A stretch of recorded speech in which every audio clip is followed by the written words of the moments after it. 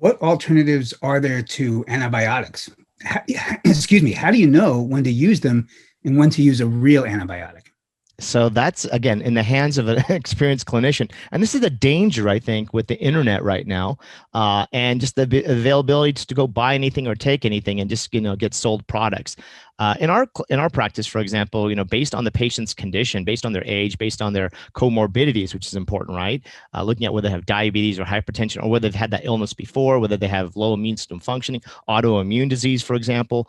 Also allergies and sensitivities. Some people might have allergies to certain antibiotics, and sometimes we're limited because certain drugs are resistant right now in the population. So we look at, from our perspective, there is certain natural antibiotics that we can give very successfully. We can give, and there's herbal products, but then certain herbal products have specific specificities on the types of infection that they're more well known and documented in the clinical literature at having antimicrobial effects. So, for example, certain herbs have better upper respiratory, certain herbs have more lower urinary tract, some of them are more broad spectrum, some of them are more for gut dysfunction or dysbiosis or small intestinal bacterial overgrowths. So there's a little bit of misunderstanding because people will say, well, this is antimicrobial, let me just take this herb, and that's not really focused on where they need to go. Second problem that we see is in the marketplace is that potency, impurity, safety, efficacy is not there. So a lot of people might have the right category. Even some of the practitioners might have the right category, but if they're not trained in herbal medicine to understand, like maybe that dose in the bottle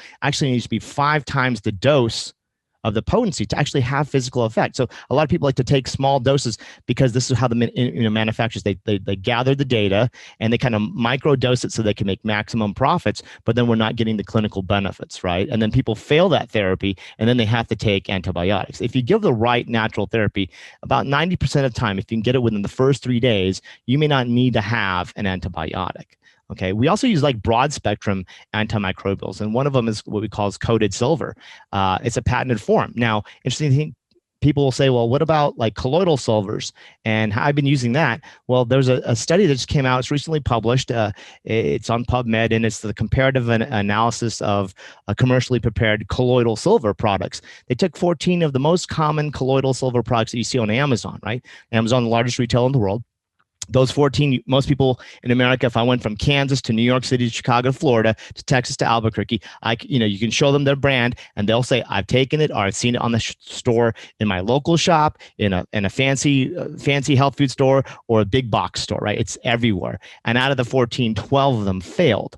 Right? They were non-nanoparticle as they proclaimed, and they were ionic silvers and not colloidal, which means that they actually are causing more dysfunction. And the data goes through that saying that these are not as safe as they proclaim. And so we have to be really, really careful. So when we do offer a broad spectrum, it's like, well, which one? We're very specific. What patent, what potency, and is there safety studies? So when we look at something that's broad spectrum for antivirals, for example, it can be very, very helpful. But again, a lot of people get misunderstanding of use of natural products, and then they get stuck in this realm where I've tried it, I'm not getting better, and then I get sick, then I need an antibiotic, and then I get told by the conventional system, see, these things don't work, or shame on you for doing that, or you waited too long and now we have to actually do more than just the antibiotics. So we like to do that. Now, in my patients, some patients, for example, I'll give you an example when I would use an antibiotic. So I had a patient the other day, has H. pylori, which is a bacterial infection of an ulcer. And we have a protocol that we use very successfully. In the last 6 patients before this patient, we use the antimicrobial protocol of the natural herbs. And all 6 patients, from positive goes to negative on the testing, on the H. pylori test. But this patient had such a bad ulcer in the stomach, even though we went through the treatment, when we post-tested her, it was still positive.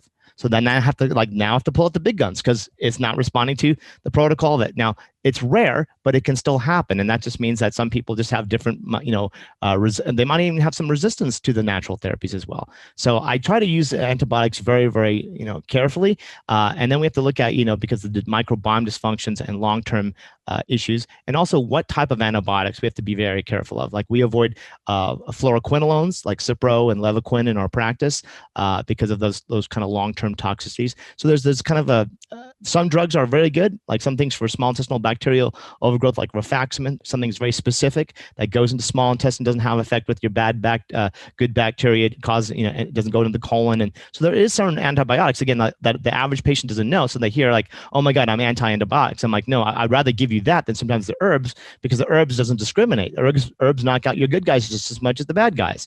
So you really have to have, again, an experienced clinician, and that's what we can provide to our patients. And that's how when someone says, should I use an antibiotic or not, it's like, you should be following by a healthcare provider. You shouldn't be treating yourself.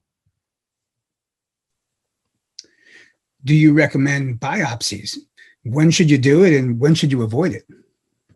Yes, I do recommend biopsies if the biopsy is indicated, obviously. So that, a lot of times, and this kind of question is then leading toward like a cancerish kind of diagnosis, right? Because really we're looking at pathology and a level that's need to be understood. But you have to understand what you're dealing with. If you are getting an inflammatory response, or if you're getting some kind of nodule, bump, or lump, or something like that that's suspicious, aside of the other imaging techniques, aside of the other blood tests that might kind of point to that, but the tried and true in Western medicine is biopsy. And when they give biopsies, then they can tell you like what it is, what kind of, it could just be inflammation, for example. So we do recommend biopsies. Now, sometimes biopsies are done too much. Sometimes they're done too early. Sometimes, but that's all that you have to take in consideration, the history and physical and the overall, what is the picture. So it's not like, again, everybody wants to be, don't do this or do this, it might seed your cancer. It's a little bit more complicated than that. Some types of biopsies, for example, of head and neck, it should be done by a qualified fine needle aspiration cytopathologist. If you have a head and neck mass, for example, and you send this person to ENT, family medicine, or a general surgeon, they're more likely not to get the right amount of or tissue correctly for the diagnosis. If it's done correctly, you get 96 to 98% accuracy of a diagnosis. And sometimes it could be like, okay, it's benign, don't have to worry about it. We didn't have to take it out, mess anything up. Sometimes the cancer is that you want to keep it in there because it's safer to treat it locally. And sometimes, if they did a removal of it inappropriately, that can spread. Okay, so there's you have to understand, like, when we do biopsies, then it's like, who's doing the biopsy is, so I send people just to a specific cytopathology group here where I'm from. I don't send them to general, because if they go general, then they're most likely not to get the right information, which stresses the patient out even more. So I am for biopsies, but that's a level of clinical evidence that you have to look at. What's the risk benefit? And most of the time we have to look at the benefit, because then we have to look at what are the treatment options that they might need. Doesn't mean that we still need to go for everything that they may not want. The idea is that from our perspective, we have to outlay everything that the options are there available for them. And if they do the right epigenetic changes in their diet and lifestyle, most things will get better. If not, then we still have to intervene depending on the stage or where we're at.